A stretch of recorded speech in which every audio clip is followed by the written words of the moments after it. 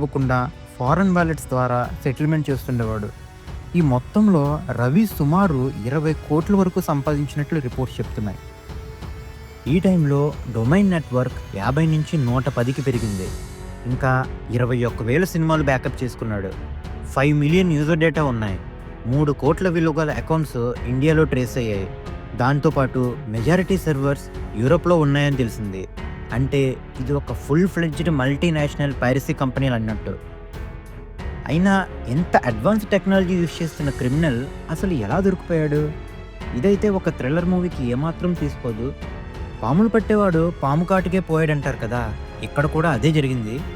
Hyderabad cyber crime officers అతని crypto wallet మూమెంట్స్ని track చేశారు. Betting sites నుంచి వచ్చే ఎఫిలియేట్ ఐడీస్ని మ్యాచ్ చేసి ఫారెన్ ట్రావెల్ ప్యాటర్న్ అనలైజ్ చేశారు. సర్వర్ యాక్సెస్ టైమింగ్స్ని క్యాప్చర్ చేశారు. ఇంకా అతను ఇండియాకు వచ్చిన మూమెంట్స్ సీక్రెట్లీ ట్రేస్ చేశారు.